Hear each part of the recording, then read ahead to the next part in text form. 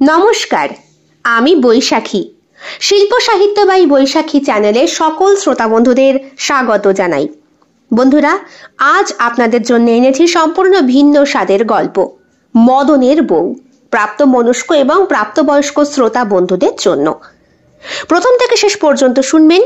ভালো লাগলে অবশ্যই লাইক করবেন, কমেন্ট করবেন, শেয়ার করবেন এবং আপনাদের প্রিয় চ্যানেল শিল্প সাহিত্য বাই বৈশাখী সাবস্ক্রাইব করে বেল বাটন প্রেস করে পাশে থাকতে একদম ভুলবেন না।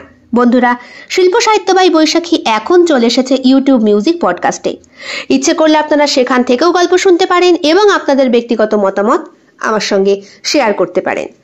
আজ আপনাদের বলবো মদনের বউ। গল্প পাঠ এবং গল্প লেখায় আমি বৈশাখী বিশ্বাস দেবনাথ।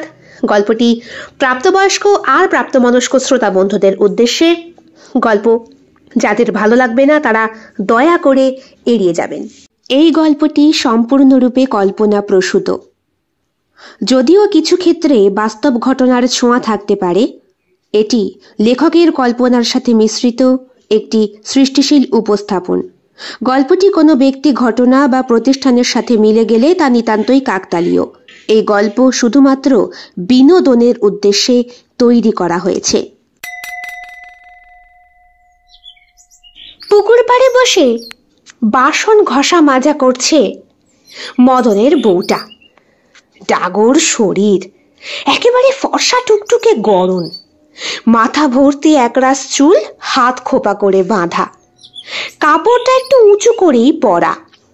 ওর বসার ধরনের জন্য নিটোল বক্ষটা আর ওই পাতলা কোমরের কিছুটা অংশ শাড়ির আড়াল থেকে স্পষ্ট বোঝা যায়। এই এখন ভোরের সময়, গ্রামের মেয়ে বউদেরই ঘাটে এসে যত রাজ্যের গল্পের সময়। মদনের গতকাল রাতে ফুল সজ্জে হয়েছে, কয়েকজন পাড়া প্রতিবেশী নিয়েই আর কি। মদনের বউটা ভোর ভোর উঠে গায়ে পাতলা কাপড়টা জড়িয়ে এসেছে এঁটো বাসনগুলো মাজতে। কাকে করে এঁটেল মাটি নিয়ে এসেছে কিছুটা একটা মাটির পাত্রে। পুকুর পাড়ের মাটি ভালো, কিন্তু এ মাটি তার বাপের বাড়ির মাটি। মা বারবার বলে দিয়েছেন ফুলসজ্জের পরের দিন ভালো করে গতরখানি পরিষ্কার করতে, না হলে যে ঠাকুর ছোঁয়া যায়নি, রাতে শরীর নোংরা হবে কিনে। মায়ের কথা মতোই লক্ষ্মীমন্তর মেয়ে মদনের বউটা মাটির সেই বাটিটাকে একপাশে রেখে এঁটো থালাগুলো পরিষ্কার করছিল। গতকাল গ্রামের কয়েকজন সজ্জন ব্যক্তিকে নিমন্ত্রণ করে খাইয়েছে মদন। পেশায় সে গরিব চাষি, ইনকাম করে যা পায় জমিদারের পদ সেবাতেই তা চলে যায়। একটা বউ ছাড়া তো আর জীবন চলে না, আর বংশ বিস্তারও তো করতে হবে নাকি। মদনের মাই ধরে বেঁধে এই মেয়ের সাথে বিয়েটা দিয়েই দিলেন। এই মেয়েকে ভারী পছন্দ, যে নামটিও সুন্দর, লক্ষ্মী। প্রথম দেখেছিলেন ওই গ্রামেরই এক যাত্রা পালায়। মেয়ে তার মায়ের সঙ্গে হাত ধরে পাশে বসেছিল। মা যখন গজাটা কাঠি ভাজাটা কিনে খাওয়াচ্ছিল, মেয়ে খাচ্ছিল। গরিব ঘরের মেয়েকে গরিব ঘরেই মানায়, বেশি হাই ফাই ঘরের মেয়ে আনলে হজম করতে অসুবিধে হয় কি না। কাপড় সরিয়ে সবে মাত্র বুকের ব্লাউজের হুঁকে হাত দিয়েছে মদনের বউটা, এমন সময় পাড়া প্রতিবেশীর অনেক মেয়ে বউ এসে জড়ো হয় পুকুর ঘাটে। ও কি করিস কি, ভোরের আলো ফুটে আসছে, ওখানে আটকা দেখি। ও মা, দেখো মদনকে দেখলে কেউ বলবে কি কামড় বসিয়েছে গো। আঁচলটা সঙ্গে সঙ্গে বুকের ওপর টেনে দেয় মদনের বউ। সে কি লজ্জা, তার বুকের কাছে একটা বড় দাঁতের দাগ যে স্পষ্ট। শুধু সেখানেই নয়, কাপড়ের ভাঁজ কোমরের কাছে সেখানেও রয়েছে। কি যে করো না বৌদি, আমার বুঝি লজ্জা করে না? হো মা, আবার লজ্জা কি আছে? স্বামী সোহাগ পেয়েছিস তো ভালো কথা, দেখি সর, আমি এখন বাসনগুলো মাজি, তুই বরং ঘাটের ওদিকটা গিয়ে স্নান কর। ছি, ওদিকটা পুরুষ মানুষরা থাকে না, এখন সূর্যের আলো ফুটছে, সবাই আসবে জল নিতে, খেতে দেওয়ার জন্য। ও মা, তোর স্বামীও তো আসবে। তা বলি, তোর স্বামীর চাষবাসের খবর কি? জমিদার গিন্নির কাছে শুনলাম এখন নাকি বেশ ভালোই পয়সা পায়। সেসব তোমাদের আশীর্বাদ গো বৌদি, সবে তো এলাম দুদিন, ওনার মুখে শুনলাম আমার পায়েও নাকি লক্ষ্মী। তাই আমি আসার পরপরই জমিদার বাবু নাকি ওনার খাজনার টাকা অনেকটা কমিয়ে দিয়েছে। বাহ, সে তো ভালো কথা রে। আমিও আমার স্বামীর কাছে শুনলাম এবার ফসল খুব ভালো হয়েছে, জমিদার মশাই বিক্রি করে অনেক টাকা পেয়েছেন। তা সব দেখি আমি এবার বাসনগুলো ধুই। তা বলি, হ্যাঁ রে, কালকে আদর ভালো লাগলো। লজ্জায় মুখটা লাল হয়ে যায় মদনের বউয়ের। চাপা এসেছে ওখানে, আয় বুড়ো মেয়েটা, তবে বয়সে বেশ বড়। বাবা এই গ্রামেরই গরিব পুরোহিত, গ্রামের মন্দিরে পুজো আচ্ছা করে আর মানুষের কাছে সাহায্যে যতটুকু জোটে তাতেই চাপা আর তার বাবার সংসার চলে। চাপার একবার বিয়ে ঠিক হয়েছিল, সেই নাগরের সঙ্গে চাপার সে কি পীড়িত আর পীড়িত, গলায় গলায় লেগে থাকতো আর কি। তা ওই কাছের নাগরই দিল সব রসের জিনিস খসিয়ে, একবার তো পেট বাঁধিয়েই চলে গেল সে। ব্যাপারটা রটে যেতেই পুরোহিত মশাইকে এক ঘরে করে দিয়েছিলেন সকলে। জমিদার বাবু নিজে দাঁড়িয়ে থেকে সবটা মিটিয়েছেন, এমনকি পেটেরটাকে খালাস করার জন্য উনি এগিয়ে এসেছিলেন। সেই থেকে চাঁপাকে কেউ আর নিজের ঘরে তো দূরের কথা, চৌহদ্দির কাছে পর্যন্ত আসতে দেয় না।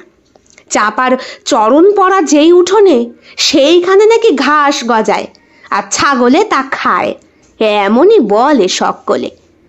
চাপা আসছে দেখে মুখটা কেমন যেন করে পটলার বউ, যে কিনা গল্প করছিল মদনের বউয়ের সাথে। ওই তোর কাপড়টা দিয়ে বুকখানা ঢাক দিকি, আরে কোমরখানাও ঢাক, তোর স্বামী সোহাগের দাগ ওকে দেখাস নে, ও মাগির নজর খুব খারাপ। কি যে বলো বৌদি, ও আবার আমায় কি নজর দিবে? আর আমার ঘরে বুঝি ওকে আমি ঢুকতে দিব? ও আমার নাগরি এলেন গো। মদনের যে আরেকখানা বউ ছিল তুই জানিস নে? আরেকখানা বউ ছিল? ও মা, মদন তোরে বলে কয়ে বিয়ে করেনি? চুপ করে থাকে মদনের বউ, তার চোখটা ছলো ছলো হয়ে ওঠে। বলি, হ্যাঁ রে মুখ পুরি, তোর মা তোকে এ বাড়িতে দেওয়ার আগে সব খোঁজ খবর নিয়ে দেয়নি নাকি? নাকি এক মা ছেলে আছে ছিমছাম সংসার ভেবে গচিয়ে দিল তোরে? তোর বয়স কত শুনি? আগে 17। তা মাগি দেখি বেশ ডাগর। বলি শোন, মদন ওই একবার চাষের কাজে সবজি নিয়ে জমিদারকে দেবে না বলে শহরে গিয়েছিল, সেইখানেই এক মাগির সাথে তার সম্পর্ক হয়। শহরে মেয়ে ছেলে বিয়ে করে মদন নিয়ে আসে। বাবারে বাবা, সে কি তার অবস্থা! এই তো বছর কতক আগেরই তো কথা। মা, আমা, মা, কি হয়েছে রে? তখন থেকে চিল্লাইতাছিস, কি কইবি ক? হাতের কাজ রয়েছে। হ মা, এই মা এখানে আবার কে? হ্যাঁ মা, তোমার বৌমা, বিয়া কইরা আনছি। হ্যাঁ, কি করছিস? হায় হায় হায় হায় হায়, কোন জাতির মাইয়া, কোন কুলের মাইয়া, বাপ মায়ের পরিচয় ঠিক নাই। হায় হায় হায় হায়, ও কে আসো গো, আমার কপাল পড়ছে গো, দেখা যাও দেখা যাও।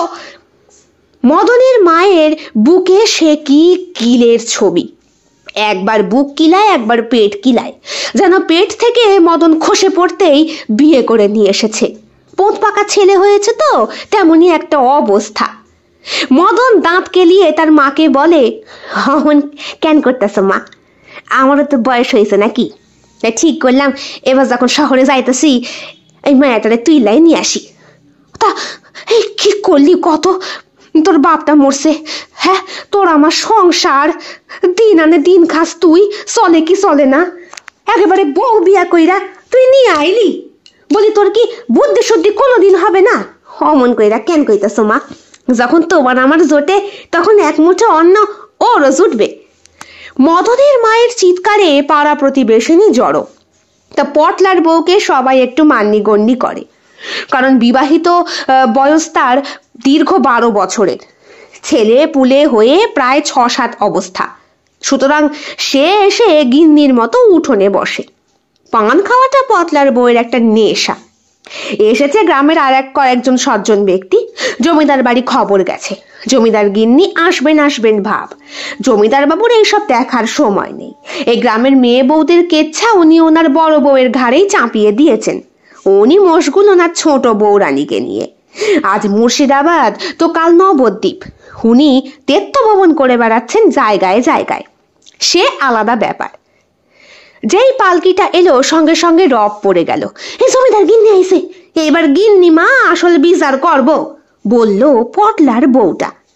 তা জমিদার গিন্নি আসার সঙ্গে সঙ্গেই মদন তার ঘাড়ের গামছাটা পেতে দিল মাটিতে। জমিদার গিন্নি ডাক সাইটে সুন্দরীর সঙ্গে সঙ্গে নাকি স্কুল পাশ করা মেয়ে, তীক্ষ্ণ বুদ্ধি তার, সংসারের ক্ষেত্রেও আবার সব খাজনা পত্রের ক্ষেত্রেও। মদনকে উনি আলাদা চোখেই দেখতেন, কারণ মদন যখন খুবই ছোট তখনই তার বাপটা মরে।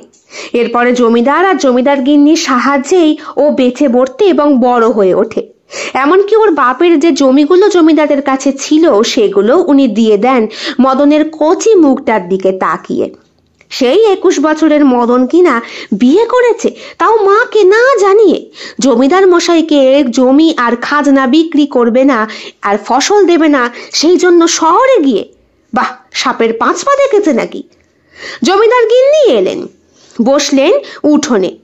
পালকির মধ্যেই ওনার জন্য পিঁড়ি প্রস্তুত রয়েছে। যারা যারা ওনাকে ঘাড়ে করে নিয়ে এসেছিলেন তারাই সেটা পেতে দিলেন এবং গামছা দিয়ে মুছে দিলেন। গিন্নিমা আসনে বসতেই যারা দাঁড়িয়েছিল গ্রামের আর সকলে সবাই মিলে বসলো। তা হ্যাঁ রে মদনা, বিয়ে করেছিস ভালো কথা। ছেলেপুলে বড় হলে বিয়ে দিতে হয়, সংসার কর্ম করতে হয়। তা শহর থেকে মেয়ে তুলে আনার কারণটা কি শুনি? আমাদের গ্রামের বুঝি মেয়ে কম পড়েছিল? হ্যাঁ, ওই তো দেখ তো পেঁচি, কত সুন্দর মেয়েখানা। হ্যাঁ, আমাদের গ্রামের পুরোহিতের মেয়ে চাপা, সেও তো কম সুন্দর না। এগুলো যে কি কোন আপনি মা, বলেছিল মদন। ও মাগিরে কেউ বিয়া করবে নাকি? ও তো 12 ভাতারি, ওরা আবার কে নেবে গো? ওর সঙ্গে শোন যায়? কথাটা বলেছিল মদন। চাপা দাঁড়িয়েছিল সেইখানে। মদনকে সে অন্য চোখেই দেখত। মদন দা বলে ডাকা শোনা করত। আচ্ছা, ওর কপালটা পোড়ার পেছনে কি মদনের হাত আছে নাকি? হ্যাঁ, চাপা কাঁদতে কাঁদতে ছুটতে চলে। এরপরে গ্রামের অন্যান্য মেয়ে বউরা কান ভাঙানি করে জমিদার বউয়ের। দেখেন গিন্নিমা, আমরা সকলে হলাম কি গ্রামের মেয়ে পোলাপান, এরা এখানে শহরের মাইয়া আইসা আমাগো কত অসুবিধা। কিন্তু মদনের সুন্দরী বউ চুপচাপ। সবজি বিক্রি করতো সে শহরে, তাও আবার ঠেলা গাড়িতে। সেইখানেই মদনের সঙ্গে আলাপ।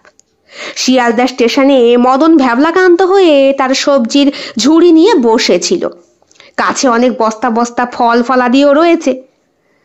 মুখের পান চিবোতে চিবোতে আর বুকের আঁচল সরিয়ে সবার কাছ থেকে মাল তখন কিনছিল ফুলকলি, মদনের প্রথম পক্ষের বউ। মা, নতুন দেখছি, কোথা থেকে উদয় হলে তুমি মিনসে? আগে আগে আগে পটাশপুর গ্রাম থেকে। তা কি আছে তোমার ঝুড়িতে দেখি? মা, তো টাটকা সবজি। এগুলো খোলো দেখি, পুটুলিগুলো। এত ফল, তুমি তো ঠকবে বাপু। এক কাজ করো, আমায় বেচে দাও দেখি, নাহলে আমায় দাও, তুমি এখানেই থাকো। সারাদিন আমি গাড়ি করে বেচে যা থাকবে তোমায় কিছু দেব, আমি কিছু নেব। প্রথমত এই ফুলমতির প্রস্তাবটায় রাজি হয়নি মদন। ফুলমতিকে তাড়িয়েই দিয়েছিল প্রায়। যাও যাও, আমি বেচবো না এত কম টাকায়। কত কষ্ট করে ফসল ফলাতে হয়, জমিদার তো এর থেকে বেশি টাকা দেয় আমায়, তোমায় এত কমে দিব কেন? আমি বলছি কমে দিতে হবে না তোমার, তুমি আমায় এখন এমনি দাও, তারপরে আমি বেছে বর্তে নিই, যা লাভ হবে সেখান থেকে না হয় 50-50 হবে। আর না না না, ওসব পারবো না। তাড়িয়ে দিয়েছিল ঠিকই, কিন্তু তারপরে যারা ওর কাছ থেকে মাল নিতে এসেছিল তারা আরো কম দিতে চেয়েছিল। শেষ পর্যন্ত মদন নিজেই ওর ঠেলা গাড়ির সামনে যায় এবং বলে, একটা শর্ত আছে, আমি দাঁড়িয়ে থাকবো, আমার সামনেই তোমাকে বেচতে হবে। মিশে তারপরই ফুলমণির সঙ্গে আলাপ। প্রথম দিনই বেশ ভালো টাকা দিয়েছিল ফুলমণি। দিন 7 যাওয়ার পর মদন নিজেই ফুলমণিকে বলে বসলো, তুমি তো শহরের মাইয়া, আর দেখতেও সুন্দরী, তা কইতেছি আমার লাগে বিয়া করবা? তোমার মধ্যে কি আছে? হ্যাঁ, ঘর নাই বাড়ি নাই, সকাল থেকে এখানে বসে থাকো, সামুড়ি খাও। তোমার তো ঘর বাড়ি আছে। কে কইছে আমার ঘর বাড়ি আছে? আমারও ঘর বাড়ি নাই, বিক্রি বাট্টা করি, আমিও গিয়া পয়রা থাকি মন্দির চত্বরে। তো কইতাছি আমারে বিয়া করবা, দুইজনে মিলা সংসার করুম।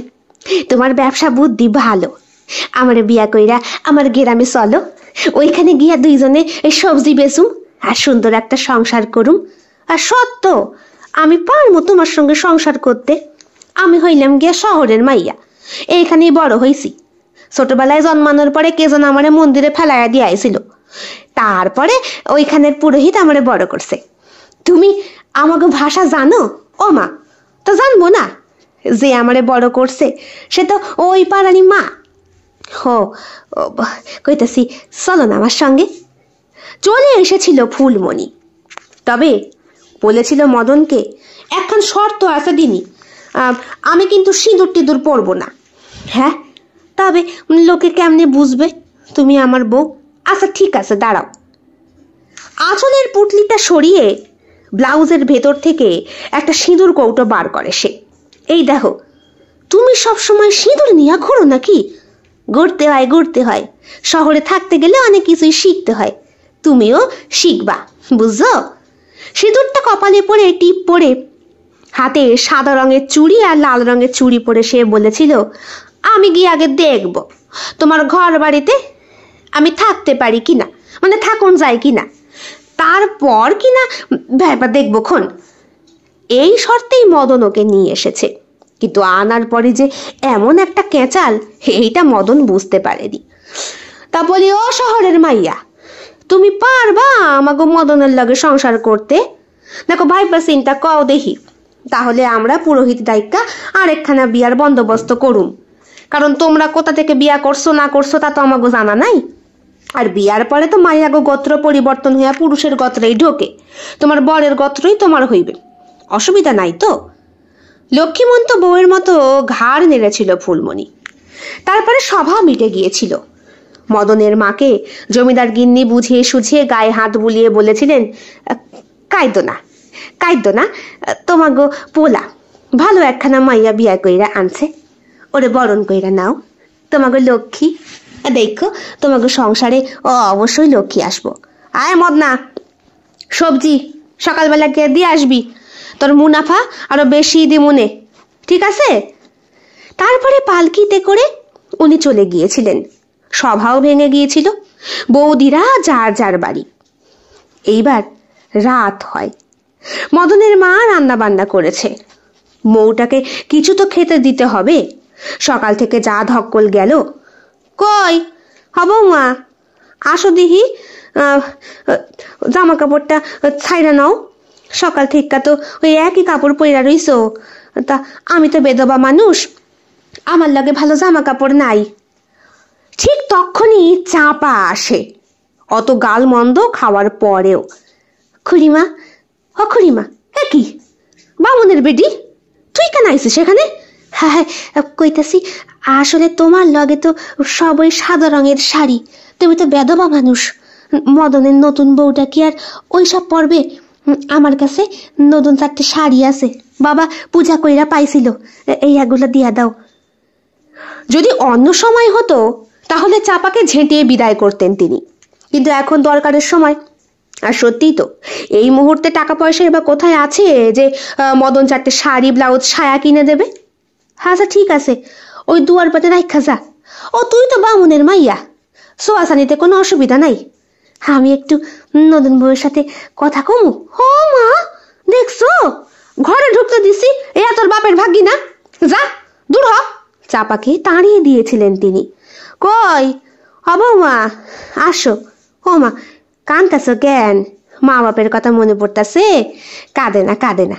তবে যাই কও, আমার মদনের কিন্তু পছন্দ আছে। হ্যাঁ, আর ডার্ক সাইডে সুন্দরী। তা কইতেছে তুমি শহরে কি করতা মা? তোমার বাপ মা কি করতো? ও মা, আমার বউয়ের সাথে কি কথা কও? বলেছিল মদন। হরে বেড়া রে, তা তোর বউ বুঝি আমার বৌমা না? ওর সঙ্গে আমার দুইটা মনের কথা কইমু না? এখন কইও না, পরে কইও। বলি ফুল ফুল, যাও জামা কাপড়টা বদলাইয়া আসো, ওই পুকুর ঘাটে চলে যাও। যাও। ফুলমণি ঘাড় নেড়েছিল। ওর সঙ্গে একটা পুঁটুলি আছে। শাশুড়ি মা ওর হাতে লাল সায়া, ব্লাউজ আর শাড়িটা ধরিয়ে দিয়ে বলেছিলেন বামুনের মাইয়া দিয়া গেছে।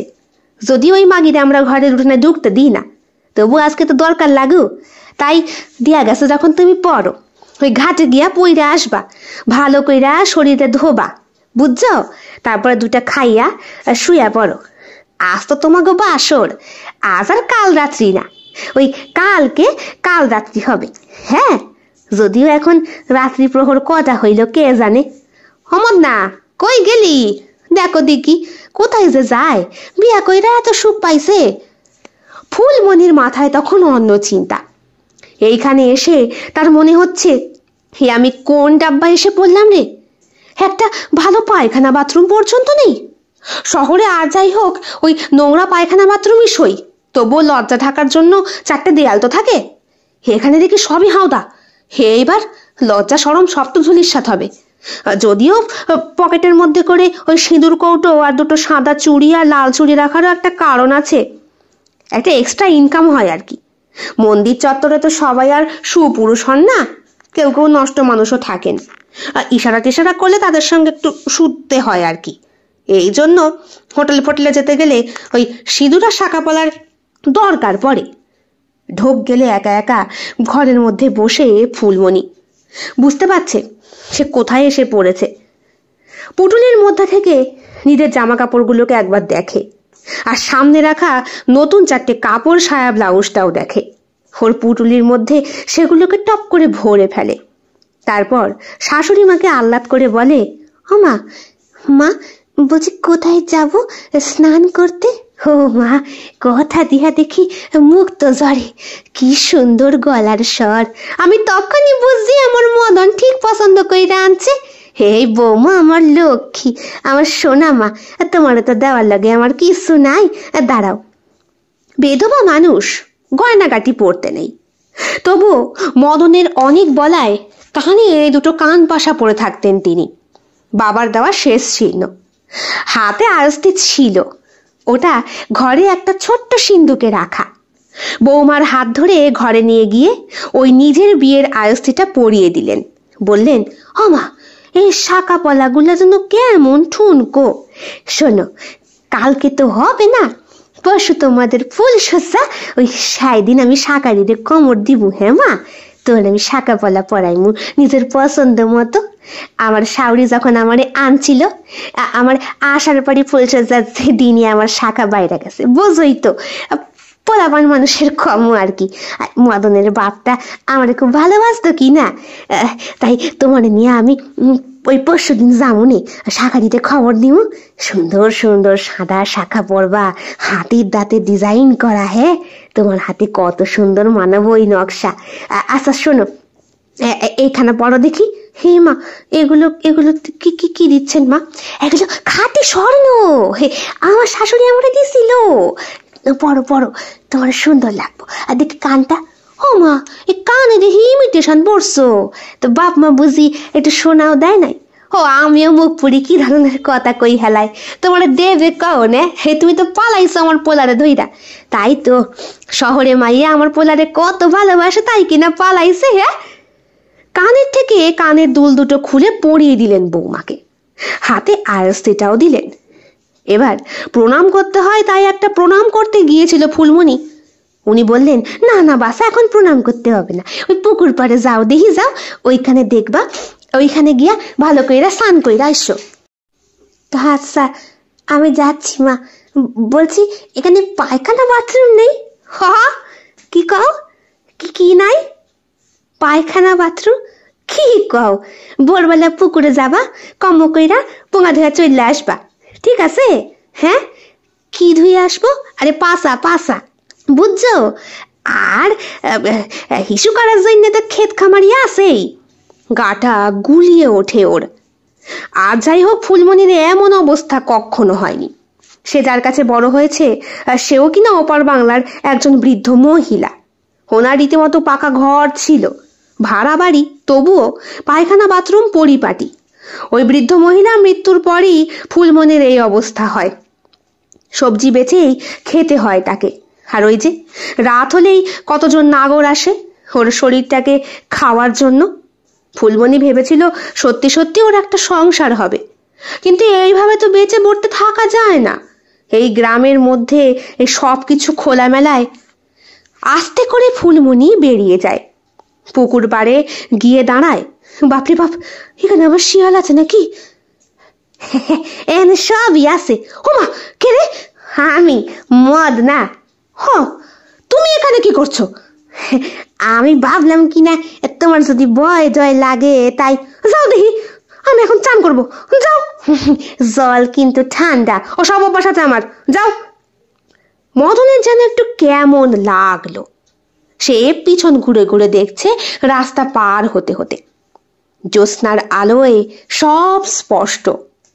পুকুরের জলে নামলো কি নামলো না, ওই মাটির রাস্তার ওপরে পড়ে থাকা একটা বড় পাটকেল নিয়ে জলের মধ্যে এমন করে ছুড়লো ফুলমণি যেন শব্দ হলো সে ডুব দিচ্ছে। পেছনের রাস্তা দিয়ে একবার পেছন ঘুরে তাকিয়ে দেখলো ফুলমণি। তারপর পোটলাটা বগল দাবা করে ওরে দে ছুট। এক বগলে পোটলা আর এক হাতে চটিটা খুলে আর দাঁড়ায়। এখান থেকে সোজা রাস্তা পার হতে পারলেই মেন রাস্তাটা। বাস হরদম যাতায়াত করছে। ওই ধুন অচপাড়া গায়ের ভেতর থেকেও বাসের শব্দটা আসে, কিন্তু ফুলমণি ঝেড়ে দৌড়। পরের দিন ভোর থেকেই মরা কান্না শোনা যায় মদনের বাড়ি থেকে। বউ কিনা জলে ডুবে মরেছে। জমিদার গিন্নি এলেন, রীতিমতো পুকুর নদী নালা সাফা করে দেখা হলো, না কোথাও কিচ্ছু নেই। তখন চাপা বললে, মদনদা, তোমার বউ বোধহয় পালিয়েছে। এই মাগির জন্য পালাইছে। এই মাগি আমার ভিটায় পা রাখছিল, শাড়ি দিতে এসে বৌদি রে। মাগি, তোর নিজের সংসার হয় নাই বলে চাপাকে যাচ্ছে তাই করে বলল মদনের মা। আর ওই সুযোগের সন্ধান পেয়ে পটলার বউ থেকে শুরু করে আরো সকলে উদম ভাবে ঝেপে দিল তাকে। চাপা খুব সুন্দর দেখতে। ওই গ্রামের পুরুষগুলোর নাল ঝরে ওকে দেখলেই। আর যেহেতু ওর যার সাথে বিয়ে হওয়ার কথা ছিল সে ওকে চর্বচুষ্য করে ছেড়ে দিয়ে গেছে, তাই পুরুষগুলো সুযোগ নেবার সন্ধানেই রয়েছে অষ্টক্ষণ। চাপা আবার অপমানিত হয় এবং সেই জায়গা ত্যাগ করে চলে আসে। এতক্ষণ ধরে চুপচাপ কথাগুলো শুনছিল মদনের নতুন বউ মধুমতি। তার চোখের কোনায় জল। পটলার বউ বলল, কাঁদিস নে, যা হয়েছে হয়েছে।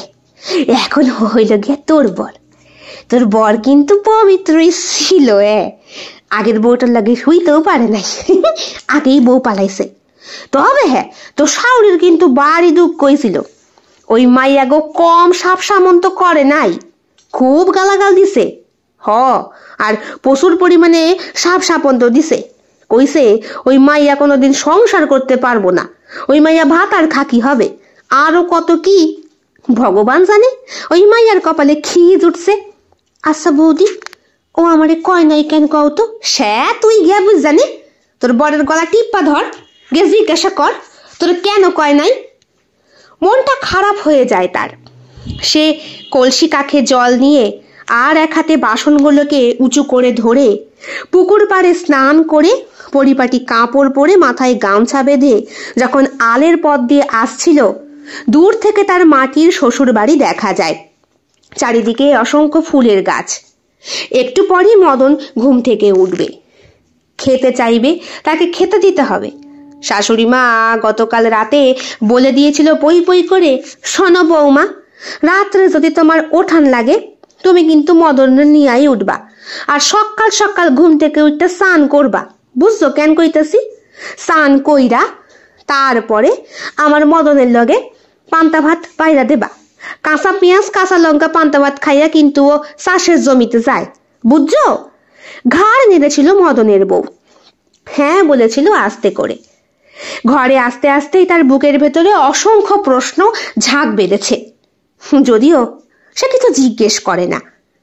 বেলা বাড়তেই তার স্বামী ওঠে, শাশুড়িও ওঠে, সবার জন্য চা করে খাওয়ায়। মদন তো বউয়ের দিক থেকে চোখই ফেরাতে পারছে না, এতই সুন্দর রূপের ঝলক তার। খেয়ে দিয়ে যখন মদন বেরোবে তখন বউকে ইশারা দিয়ে ঘরে ডাকে। দুটো ঘর তাদের, বারান্দাটাই রান্নাঘর, ওখানে মাটির উনুনে গরম গরম ভাত ফুটছে। মদন বেরিয়ে যেতেই বউ ভেবেই নিয়েছে একটু পাড়া ঘুরতে বেরোবে, শাশুড়িকে বলেই। উনি আবার পুজো আচ্ছা নিয়ে ব্যস্ত কিনা, একটা ছোট ঠাকুর ঘরও আছে। আচ্ছা শোনো, আমি আইতাছি, তোমার যদি কিছু লাগে সোজা ওই খেতে চইলা যাবা। তুমি আসবা শুই নাই জমিদার গিন্নি আমার জমি আমারে দেওয়ার বন্দোবস্ত করছে। আসলে আমার বউ ভাগ্য খুব কম তো। হ আমি জানি। জানো? কি জানো তুমি? তোমার নাকি আগের একখানা বউ ছিল, কথাটা বলে সে। সঙ্গে সঙ্গে মদনের মুখটা কেমন যেন পাংশু হয়ে যায়। বউ? ওরে বউ কয়? আজ তো মাগি একখানা আমাকে সব কিছু নিয়ে চলে গেছে। জানো, আমার মায়ের দুইখানা কানের ছিল, মা তো বউ মানে আশীর্বাদ করানোর লগে ওই কানের খানা খুললা দিছে, মাগি ওইটার পইরা গেছে। কও দিহি কেমন লাগে? চুপ করে শোনে এসে। তুমি সাবধানে যাইও কিন্তু। হ আচ্ছা ঠিক আছে, আমি সাবধানে যামু, তুমি সাবধানে থাইকো। এই বলে মদন বেরিয়ে যায়। সারাদিন কাটে পাড়া প্রতিবেশীর বাড়ি ঘুরতে ঘুরতে। হঠাৎ করে গ্রামের শেষ মাথায় পুরোহিতদের বাড়িতে এসে হাজির হয়। ওই তো, ওইটাই মনে হয় চাপা, ওই তো পুরোহিতের বাড়ি। যাই, ওর লাগে একটু গল্প কইরা আসি, মনটার ভার একটু কমবো। আর বাড়িতে গিয়া শাশুড়িরে কম দরকার নাই যে আমি ওর বাড়িতে গেছিলাম। যদি জানতে পারে তবে শাশুড়ি আমারই শেষ কইরা দেবে। যত এগোচ্ছে চাপার বাড়ি ততই তার দৃষ্টি সন্ধানী নয়ন এদিক ওদিক দেখে নিচ্ছে। কেউ আবার তাকে অনুসরণ করছে না তো, যে সে গুটিসুটি পায়ে চাপার বাড়ির দিকে আসছে। দেখতে পেলেই তো মহা বিপদ, কি যে কি হবে কে জানে। চুপি চুপি চাপার বাড়িতে এসে চাপার বন্ধ দুয়ারের দিকে সে দুবার ঘা মারে। অমনি ঘরের ভেতর থেকে হাসির শব্দ ভেসে আসে। তুমি আইসো, যদি দেখতে ফেলে বৌদি তখন কি হবে? আর দেখতে পাবো না, তুমি হইলা গিয়া আমার দুরানি, বুঝছো? আর ও সুরানি। আমি দুইজনকেই ভালোবাসি। তোমারে কি আমি আজকে থেকে ভালোবাসি নাকি? সেই যে আমার প্রথম পক্ষের বউটা পালালো, আমার মন খারাপ ছিল, আমি তো চাইছিলাম তোমার এই বউ করে আনতে।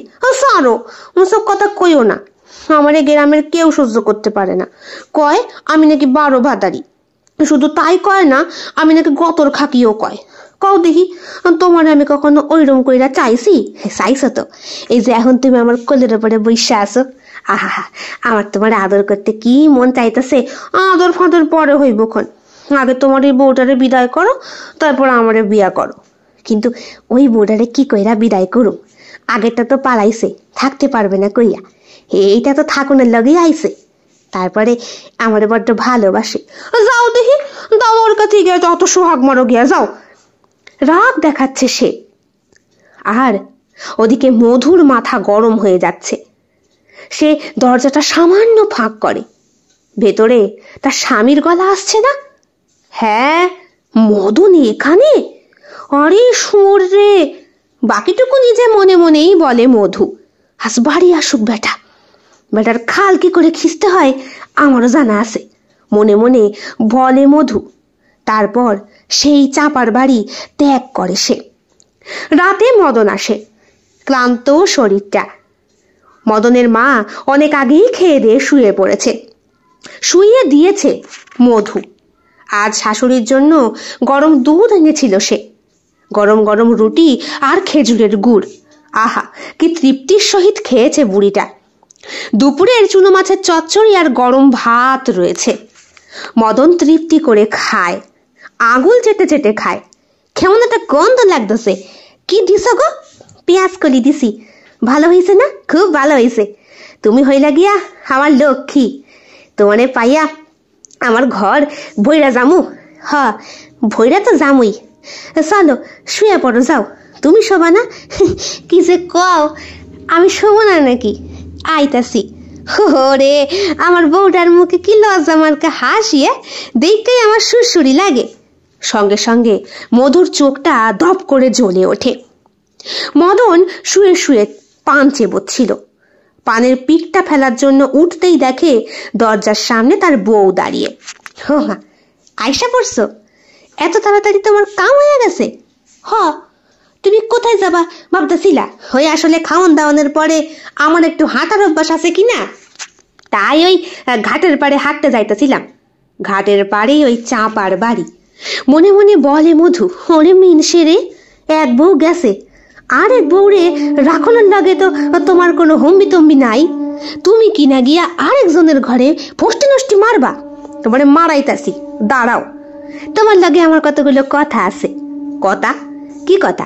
বসো দিহি, তারপরে কইতাছি। হা হা, আমি তোমারে কইলাম না খাওয়ান দাওয়ানের পরে আমার হাঁটা অভ্যাস।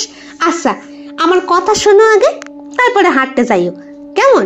হো, তুমি আমার হইলা গিয়া নতুন বউ, তোমারে কি কইরা না কই। ঘড়ি দেখতেছো কেন? এই ঘড়িটা মদনকে উপহার দিয়েছে তার শ্বশুর বাড়ি থেকে। ওই বউটারই মা শ্বশুর। টুকটাক সোনার গয়নাও পেয়েছে মধু। দেখতে তো সুন্দরী, তার উপরে মদনের বিয়ে করা নতুন বউ। তাই নতুন বউয়ের আবদার রাখবে না এমন পুরুষ শালা পৃথিবীতে জন্মায়নি। যাই হোক, মদন বসে, বউকে হাত ধরে পাশে বসায়। মদনের বউ আস্তে আস্তে বলে, আমি তোমারে বিয়া কইরা খুব সুখী হয়েছি গো। তুমি আমরা সাইরা কোনোদিন যাবা না তো? হে, তুমি কি কথা কইতাছো বউ? আমি কেন তোমারে ছাড়ুম? আচ্ছা, তুমি তো আমারে ভালোবাসো কও। হ, খুব ভালোবাসি। আমারে ছুঁয়া কও যে আমি তোমারে যা কইব শুই না, তোমার একটু ভয় লাগবো না, বা তুমি আমারে ভুল বুঝবা না। দেখো, যা কইব সত্য কইব, কিন্তু হ্যাঁ, ওইটা তোমার কিন্তু মানতে হবে, বুঝছো? কি এমন সত্য যে আমারে সত্য দিতেছো শোনার লাগে? কও না। আচ্ছা, এই নাও, তোমার ছুঁয়া কইতাছি, আমি কিছু মনে করুম না, ঠিক আছে? কও দেখি। জানো, তোমারে বিয়া করণের আগে আমার আরেকখানা বিয়া হয়েছিল। মদন চুপ করে থাকে। শোনো না, সেই কথা আমি বারবার আমার মারে কইছি, তোমারে কইতে। মা কইছে ওই কথা কইলে নাকি অত ভালো সম্বন্ধ নষ্ট হয়ে যাবে। তুমি হইলা গিয়া সুপুরুষ, তোমার ক্ষেত বাড়ি ভালো, তোমার বাড়িও ভালো, এক মায়ে পয়ে থাকো, আমার কোনো অসুবিধে হবে না। কিন্তু আমার ওই বিয়ার কথা তোমারে না কইলে আমার বুকের ভেতরে খসখস করতেছে। মদন ঢোক গেলে, তোমার আগে বিয়া হয়েছিল? হ্যাঁ হয়েছিল, কিন্তু মিনসে আমারে সুখী রাখতে পারে নাই। ওই মিনসে ওই গেরামেরই এক 12 ভাতারির লাগে পীড়িত করতো, কাজ করতো খেতে, কিন্তু ওই 12 ভাতারির লাগে গিয়া হুইয়া থাকতো। আবার কইতো আদর কইরা উনি নাকি ওনার দুয়োরানি। আমার তো খুব রাগ হয়েছিল। আমি ওই মিনসের গলা টিপ্পা ধইরা খুন করছি। তারপরে রন্ড কোষ্টারে কাইটটা কুত্তারে খাওয়াইছি। আর ওর একখানা মা ছিল তো, ওই মাটারে তো আগেই আমি পালিশ চাপা দিয়া মাইরা ফেলছি। মদন ঘেমে স্নান। ও কি প্রাণের স্বামী আমার, তুমি ঘামতাছো কেন? তুমি আমার কোনো মিথ্যে কথা কইছো নাকি? কও দেখি। হ্যাঁ, ও তুমিও কি কারোর সঙ্গে? না না, আমার লক্ষ্মী বউ, তোর সাইডে আমি আর কোথাও যাই? বাবরে বাপ, কয় কিনা অন্ডকোষ কাইটটা কুইত্তারে খাওয়াইছে। ওরে বাবা রে, এই আমি তোরা ছুঁয়া কথা দিতেছি। এই যে আমার মন্দিরের রাধাকেষ্ট, ওনার পায়ে পয়রা কথা দিতেছি, আমি কোনো দিন কোনো মাগির বাড়ি যাব না, এই তোর পায়ে পয়রা থাকবো হাতে দিয়া। তুই আমার লক্ষ্মী, তুই আমার মা কালী। হ্যাঁ, আমার ঘরে লক্ষ্মী হইয়া থাকো বউ, লক্ষ্মী হইয়া থাকো, আমার মধুবনী লক্ষ্মী ওই হইয়া থাকো। চণ্ডী হইও না, চণ্ডী হইও না, চণ্ডী হইও না। মনে মনে নিজের বুদ্ধির তারিফ করে মধুবনী লক্ষ্মী। রাত্রে চুপ করে স্বামীর বুকে মাথা দিয়ে ঘুমিয়ে পড়ে। মদনের সারা রাত ঘুম হয় না। সে একবার ভাবে শ্বশুর বাড়ির লোককে খবর দেবে, জিজ্ঞেস করবে। পরে ভাবে না না না না না, বউয়ের গন্ধ বার করতে গেলে নিজের গন্ধ বাইরাইয়া ছাড়টা কার হয়ে যাবে নে। তখন কি হবে, আমার কেঁচো করতে গিয়ে কেউটে সব ডৌ ডৌ কইরা ফোস কইরা আমারে খাইয়াই নেবে, দরকার নাই। পরের দিন লক্ষ্মী ছেলের মতো ঘুম থেকে ওঠে মদন। মা বসেছিলেন বারান্দায় ঠ্যাং মেলে। বউটা সকাল সকাল উঠেই ও গোবর ছড়া দিচ্ছে উঠোনে। এমন একটা ভাব যেন সারা বাড়ি সে পবিত্র করছে। তার চোখের চাউনি দেখে মদনের জান হাতে চলে আসে। ও মা, তুমি বসে আছো কেন? ভগবান তো তোমার শুয়ায়া দেয় নাই বিছানায়, যাও না ওর লগে একটু কাম করো দেখি। হুমা, মদন কি কইস? আমি তো বৌমারে কইছি তুমি ঝাড় দিও না গো, আমি ঝাড় দিই। ওই কি না, ঠিক আছে, ও তো হবে, ও তো করবেই, ও তোমার বাড়ির বউ, ও তোমারে কাম করতে দেয়। তুমি বয়স্ক মানুষ, হাতের কাম তোমারও বুঝি কায়রা নিয়ে করা দরকার নাই? সংসার করতে হইলে সব মানুষরে সমানভাবে সবকিছু বুঝা শুনা নিয়ে করতে হয়। বৌমা আইসা তার মানে এই নয় হেলা সকলে কামও নিজে করবে। মদনের মা হাঁ করে তাকিয়ে থাকে। মদনের ইশারা বোঝে না। যাও গিয়া দেখি, তুমি আমার জন্য চা বসাও দেখি। তুই সকাল সকাল চা খাবি কেন বাপ? পান্তা আছে, পান্তা খাইয়া যা। না না, এবার থেকে আমার সবকিছু অন্যরকম হবে মা। আমি দুপুর বেলায় বাড়ি আমু, আমার জন্য ভাত রাঁধবা, বুঝছো? আর আজকে ওই পুকুর থেকে টাটকা জ্যান্ত মাছ তুইলা আমারে ঝোল কইরা দেবা। তুমি দেবা কিন্তু, সব কাম তোমার বৌমা কেন করবো? ওর বুঝি নতুন বিয়া হয়েছে না? চুপ করে থাকে উনি। তবে ছেলের কথায় যুক্তি আছে। মদন লক্ষ্মী ছেলের মতো দুপুরবেলা বাড়ি ফেরার উদ্দেশ্যে যখন ক্ষেতের আলের পথ দিয়ে যায়, ঠিক তখন চাঁপা দাঁড়িয়ে রয়েছে।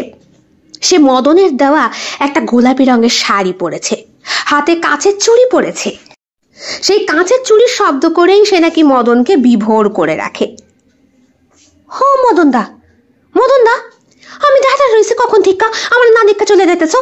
আজকে বকুলতলায় আসো নাই কেন? হ্যাঁ, তোমার জন্য মাংস রান্না করছিলাম। তোর মাংস তুই খা, বড় ভাতারি মাগি। মদন দা, আমি বিবাহিত পুরুষ, আমার লগে অন্য কোনো মাইয়া ছেলের সম্পর্ক থাকতে পারে না, বুঝছো? আর আমি বিয়া কইরা লক্ষ্মীমন্ত বউ নিয়ে আইছি, মধুবনী লক্ষ্মী। অমন বউ পাও ভাগ্যের ব্যাপার। তোমার লজ্জা করে না?